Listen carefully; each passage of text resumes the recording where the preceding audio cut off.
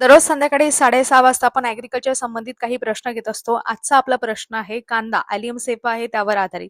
Which phenolic compound in onion has anti fungal properties. Anti fungal properties कोणकोणत्या आहेत, म्हणजे कांद्यामध्ये कोणते फिनॉलिक पदार्थ आहेत जे बुरशी प्रतिरोधक गुणधर्मासाठी वापरले जातात. अँटी फंगल विचारलेलं आहे. ज्यावेळेस अँटी बॅक्टेरियल म्हटलं जाते त्यावेळेस जीवाणू विरोधी म्हणू शकता. इथे फंगल विचारले म्हणजे बुरशी विरोधी. समजलं. यामध्ये ऑप्शन दिलेले आहे कॅटेचोल, क्विसर्टीन, ॲलिसिन आणि कॅरोटिनॉइड्स.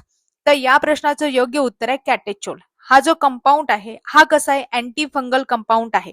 यावर आधी JRF मध्ये प्रश्न विचारलेला आहे, ICR मध्ये प्रश्न विचारलेला आहे, कृषी सेवक मध्ये प्रश्न विचारलेला आहे, बाकीच्या एक्झाम आहे त्यामध्ये सुद्धा तुम्हाला प्रश्न दिसतील. हे बाकीचे सुद्धा ऑप्शन दिलेले आहेत. बाकीच्या ऑप्शन मध्ये आपण बघतो क्विसर्टीन आहे, हा लाल रंग तुम्हाला दिसत आहे कांद्याला. हा लाल रंग किंवा कुठल्याही वरची जी कव्हर असते त्याच्यामुळे तो रंग येतो, तो कशामुळे येतो, तो क्युसर्टीन मुळे येत असतो. हा सुद्धा महत्वाचा ऑब्जेक्टिव्ह आहे.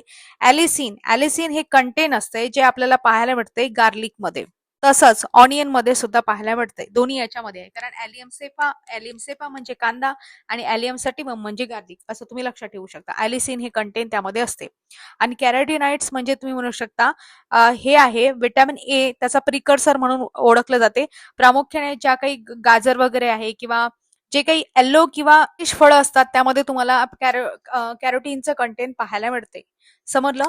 अशाच पद्धतीने डेली आपण प्रश्न घेत असतो आणि ही सिरीज आहे सर्वांसाठी फ्री आहे. या व्यतिरिक्त MPSC म्हणजे GST तुम्हाला तयारी करायची असेल तर स्पर्धा विश्व ऑफिशियल हे आपलं दुसरं युट्यूब प्लॅटफॉर्म आहे. त्यावर स्पेशल आपण MPSCचेच प्रश्न घेत असतो दररोज संध्याकाळी 7 वाजता.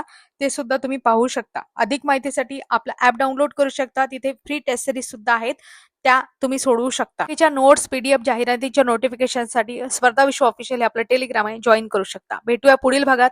तुमचे प्रश्न वगैरे काही असतील तर कमेंट बॉक्समध्ये सांगण्याचा नक्की प्रयत्न करा. धन्यवाद.